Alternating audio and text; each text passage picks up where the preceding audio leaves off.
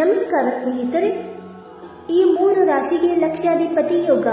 19 ದಿನಗಳ ನಂತರ ಸೂರ್ಯನ ಮಹಾಸಂಕ್ರಮಣ. ಗ್ರಹಗಳ ರಾಜ ಸೂರ್ಯ ದೇವರು ಪ್ರಸ್ತುತ ಗುರುವಿನ ರಾಶಿ ಚಕ್ರ ಚಿಹ್ನೆಯಲ್ಲಿದ್ದಾನೆ.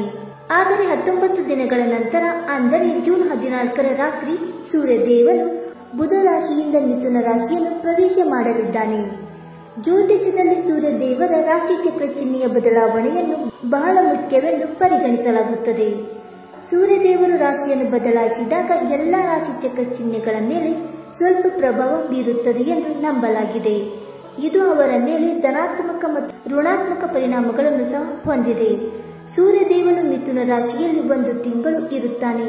ಅಂತಹ ಪರಿಸ್ಥಿತಿಯಲ್ಲಿ ಕೆಲವು ರಾಶಿ ಚಕ್ರ ಚಿಹ್ನೆಗಳ ಜನರು 1 ತಿಂಗಳು ರಾಜನಂತೆ ಬದುಕುತ್ತಾರೆ.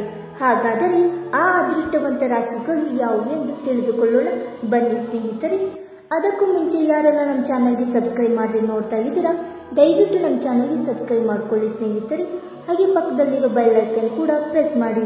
ಹಾಗೆ ನೀವು ಸೂರ್ಯದೇವನ ಭಕ್ತರಾಗಿದ್ದರೆ ವಿಡಿಯೋಗೊಂದು ಲೈಕ್ ಕೊಟ್ಟು ಭಕ್ತಿಯಿಂದ ಓಂ ಸೂರ್ಯದೇವಾಯ ನಮಃ ಎಂದು ಕಮೆಂಟ್ ಮಾಡಿ. ಮೊದಲನೆಯದಾಗಿ ಮಿಥುನ ರಾಶಿ. ಸೂರ್ಯನ ರಾಶಿಯಲ್ಲಿನ ಬದಲಾವಣೆಯು ಮಿಥುನ ರಾಶಿಯವರಿಗೆ ತುಂಬಾ ಪ್ರಯೋಜನಕಾರಿಯಾಗಲಿದೆ. ಈ ಅವಧಿಯಲ್ಲಿ ವೃತ್ತಿಗೆ ಸಂಬಂಧಿಸಿದ ಒಳ್ಳೆಯ ಸುದ್ದಿಗಳನ್ನು ಸ್ವೀಕರಿಸಲಾಗುವುದು. ರಾಜಕೀಯ ಕ್ಷೇತ್ರದಲ್ಲಿ ತಮ್ಮ ವೃತ್ತಿ ಜೀವನವನ್ನು ಮಾಡಲು ಬಯಸುವವರಿಗೆ ದೊಡ್ಡ ಅವಕಾಶವನ್ನು ಪಡೆಯಬಹುದು. ಜೂನ್ ಅಂತ್ಯದ ವೇಳೆಗೆ ಮಿಥುನ ರಾಶಿ ಚಕ್ರದ ಜನರ ಜೀವನದಲ್ಲಿ ಬದಲಾವಣೆಗಳನ್ನು ಕಾಣಬಹುದು.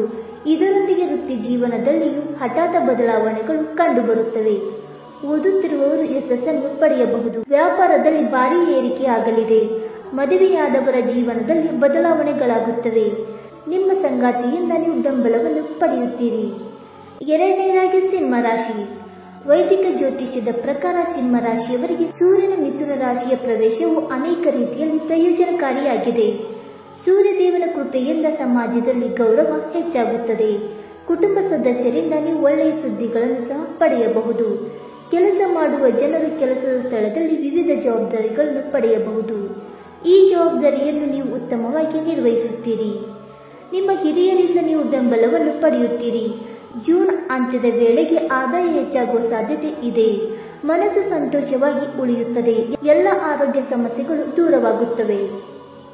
ಮೂರನೆಯದಾಗಿ ತುಲಾರಾಶಿ. ತುಲಾರಾಶಿಯ ಜನರಿಗೆ ಈ ಸಮಯವು ತುಂಬಾ ಮಂಗಳಕರ ಮತ್ತು ಪ್ರಯೋಜನಕಾರಿ. ಓದುತ್ತಿರುವವರಿಗೆ ಶೀಘ್ರದಲ್ಲಿ ಒಳ್ಳೆಯ ಸುದ್ದಿ ಸಿಗಲಿದೆ. ಅಲ್ಲದೆ ಅವರು ತಮ್ಮ ವೃತ್ತಿ ಜೀವನದಲ್ಲಿ ಹಠಾತ್ ಲಾಭವನ್ನು ಕಾಣುತ್ತಾರೆ. ಸರ್ಕಾರಿ ಕೆಲಸದಲ್ಲಿ ಕೆಲಸ ಮಾಡುವವರು ಹಿರಿಯರಿಂದ ಒಳ್ಳೆಯ ಸುದ್ದಿ ಪಡೆಯಬಹುದು. ಕೆಲಸದ ಸ್ಥಳದಲ್ಲಿ ಆಗುತ್ತಿರುವ ಎಲ್ಲ ಸಮಸ್ಯೆಗಳು ಕೊನೆಗೊಳ್ಳುತ್ತವೆ.